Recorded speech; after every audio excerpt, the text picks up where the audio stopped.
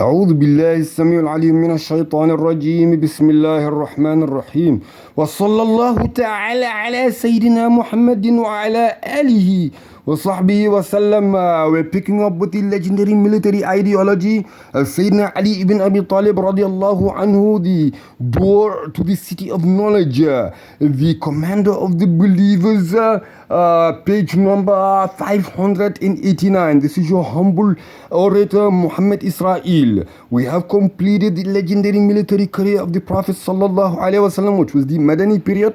We have also completed the legendary military legacy, of the Prophet sallallahu alaihi wasallam with the era of Sayyidina Abu Bakr as-Siddiq. We have also completed the legendary military government with the legendary era of Sayyidina Umar ibn al-Khattab, as well as the legendary military empire of Rasulullah sallallahu alaihi wasallam with the era of Sayyidina Uthman bin Affan. All of such are on the Muhammad Gambia channel.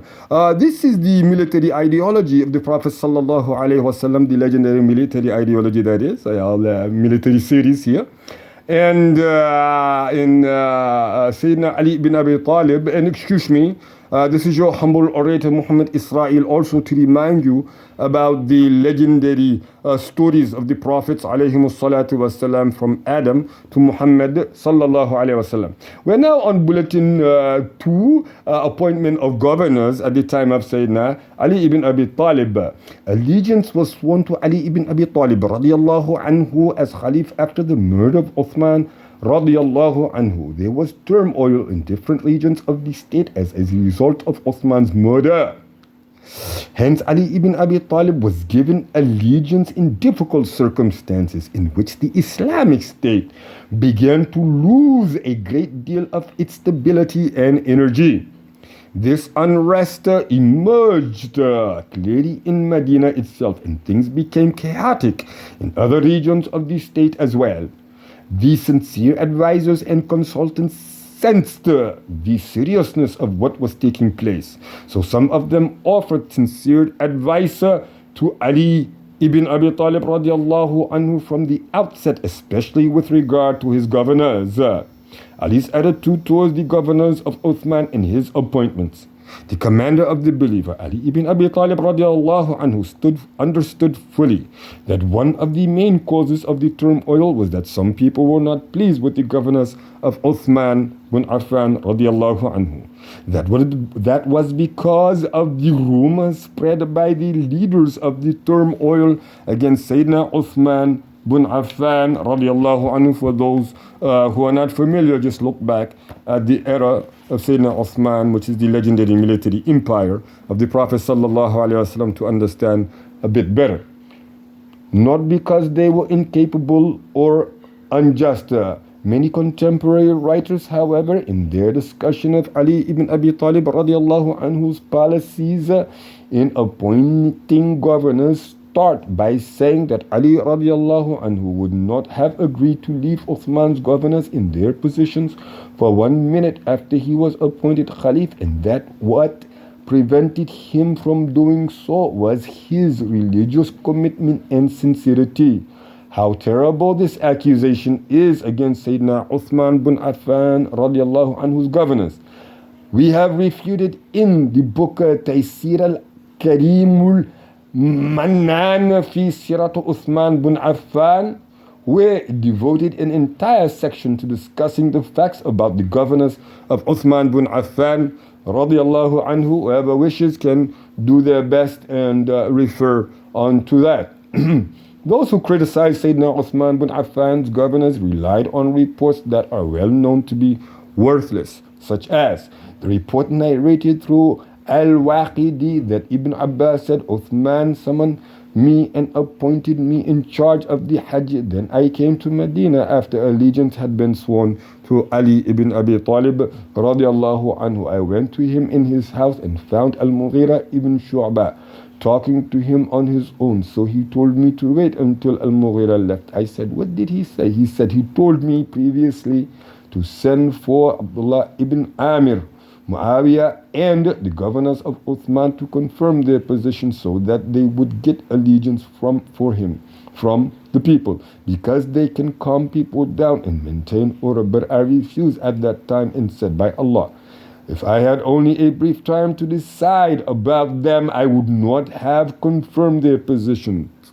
And people like them are not to be appointed as governors.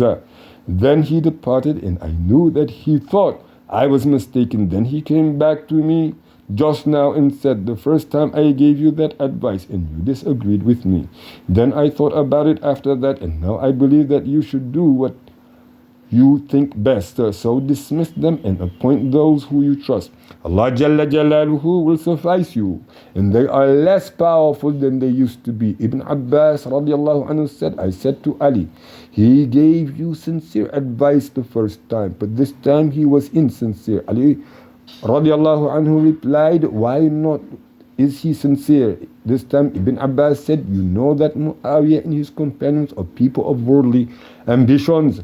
If you confirm them in their positions, they would not care who becomes Khalif. But if you dismiss them, he will say that this matter was decided without proper consultation, and he is the one who killed our Khalif, and they will incite the people against you.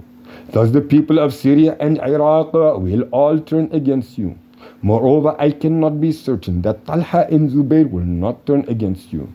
Ali radiallahu anhu supposedly replied, as for what you mentioned about confirming them in their position, by Allah Jalla Jalaluhu, I have no doubt that may serve some immediate worldly interest, but on the basis of what I know about the governors of Uthman bin Affan radiallahu anhu, by Allah Jalla Jalaluhu, I should never appoint any one of them.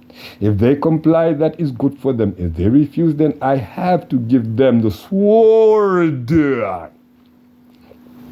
Ibn Abbas radiallahu anhu said, listen to me, go into your house or go and live in your land in Yanbu and close your door. Then if you see the Arabs going through some confusion and turmoil, they will realize that they have no one else but you. But by Allah Jalla Jalaluhu, if you join this group today, the people will blame you for the murder of Sayyidina Uthman bin Affan radiallahu anhu tomorrow. But Ali radiallahu anhu refused and said to Ibn Abbas, go to Syria, for I have appointed you as the governor there. Ibn Abbas said, that is not a good idea. Muawiyah is from Banu Umayyah.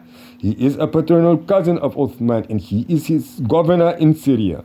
I cannot be certain that he is not going to strike my neck in retaliation for Uthman. The least he can do is detain me and have control over me. Ali ibn Abi Talib radiallahu anhu did say in response to him, supposedly, why is that? He said, because of the blood ties between me and you. Whatever he blames you for, he will blame me for it too. Rather write to Muawiyah bin Abi Sufyan and make him a promise. But Ali radiallahu anhu supposedly refused and said, by Allah Jalla Jalaluhu, I will never do that. B.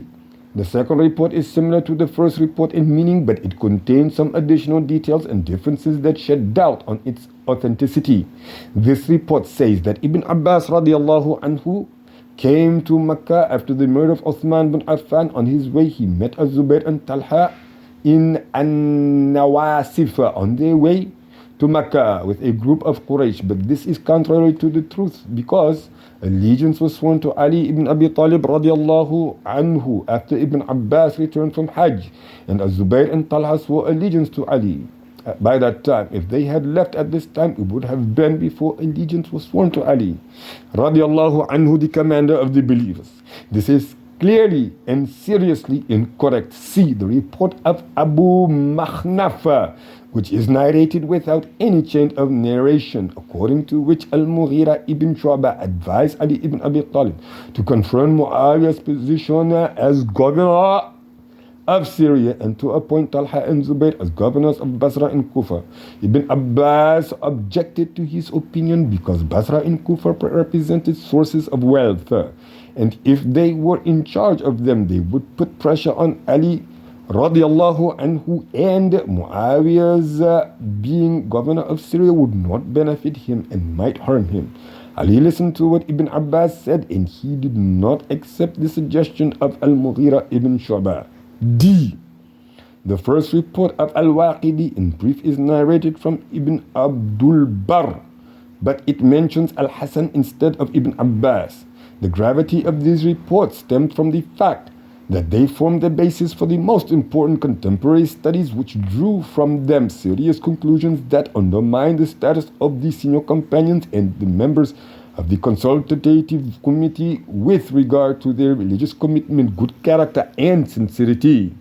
They depicted these companions, may Allah Jalla Jalaluhu have mercy on all of them, as materialistic individuals whose main concern was to accumulate wealth and power, even if that was at the expense of Muslim lives.